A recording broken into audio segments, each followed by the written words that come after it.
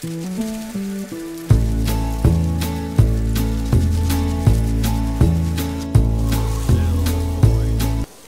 Friends, आप हैं मेरे यूट्यूब चैनल डियर इंग्लिश पर, where learning English is a fun.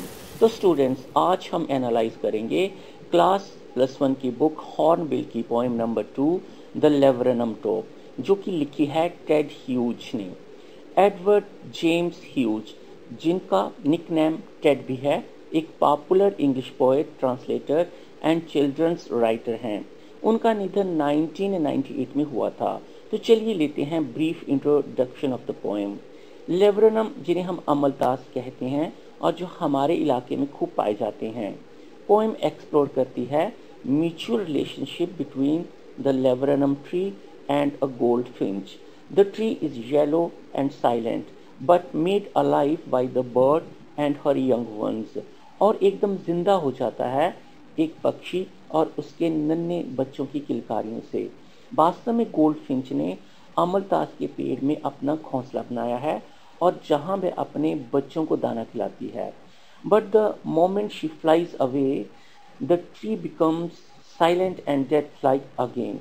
पर जैसे ही वो वहां से उठ जाती है, अमलतास एक बार फिर अकेला, शांत व मृत हो जाता है। इससे पहले हम पोएम पर पहुंचे कुछ डिफिकल्ट वर्ड देख लेते हैं।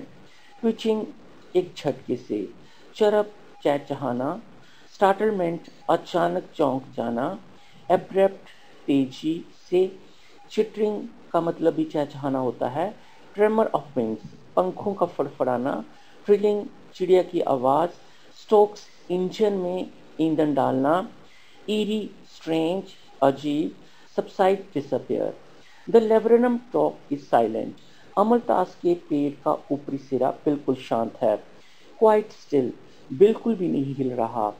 In the afternoon yellow September light, उस सितंबर महीने की एक पीली सी शाम को। अ फ्यू लीव्स येलोइंग, पेड़ के कुछ पत्ते पीले पड़ गए हैं। ऑल इट्स सीड्स फॉलन, और सारे के सारे इसके बीज झड़ गए हैं।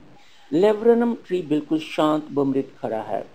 Till the gold Finch comes, जब तक वहां गोल्ड फिंच नहीं आ जाती, एक अचानक चहचहाने की आवाज के साथ। अ सडननेस, एक चंचलता। अ स्टार्टलमेंट, एक कौतूहल। एट अ ब्रांच एंड, एक शाखा के सिरे पर। अन्य शब्दों में, एक ब्रांच के सिरे पर अचानक एक चंचल कौतूहल सा छा जाता है। प्रोबेबली नन्हे नन्हे बच्चे अपनी माँ का इंतजार कर रहे होंगे। Then sleek as a lizard, और फिर एक छिपकली की तरह स्मूथली, बिना आवाज किए हुए। एंड एब्रप्ट, और तेजी से। शी एंटर्स द थिकनेस, वह पत्तों के झुरमट में समा जाती है।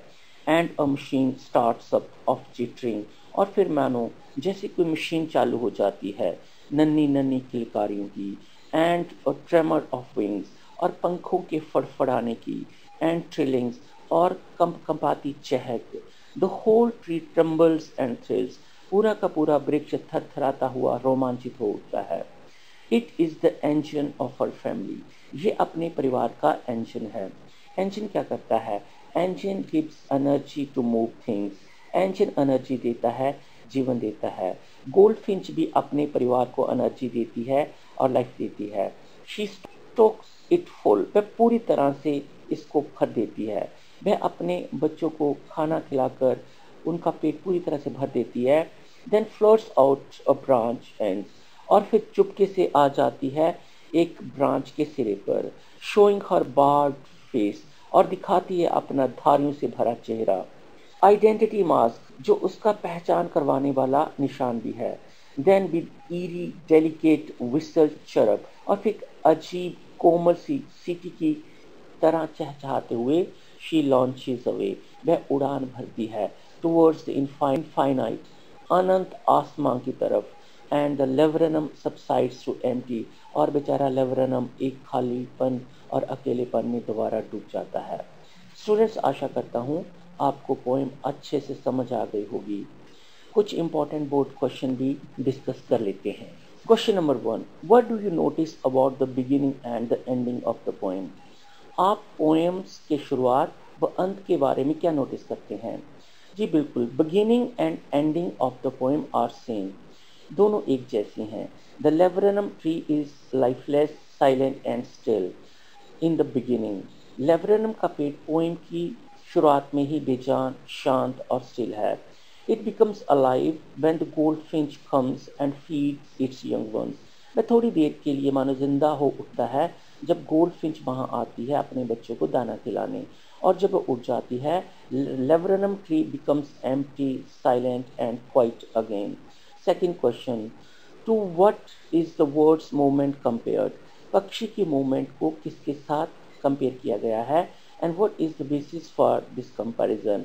गोल्डफिंच की मूवमेंट को एक लिजर्ड, छिपकली की मूवमेंट के साथ कंपेयर किया गया है, और तुलना का आधार उसकी तेज व सावधानी से भरी मूवमेंट है जिसमें वे अक्सर मूव करती है।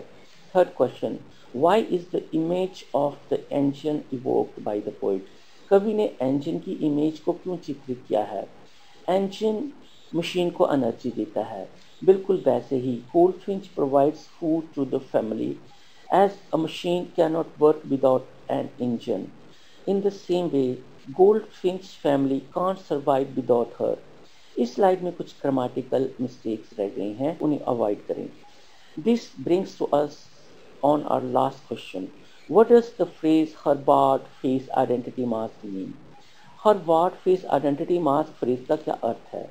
This phrase suggests that her barred face उसकी आइडेंटिटी बन चुकी है एंड सिंबल ऑफ रिकॉग्निशन, और उसकी पहचान का सूचक भी है। इसके साथ ही हम वीडियो के अंत पर पहुंच गए। प्लीज़ चैनल को सब्सक्राइब करें और लाइक और शेयर भी करें दोस्तों में। अगर कोई क्वेरी हो तो कमेंट बॉक्स में ज़रूर बताएं।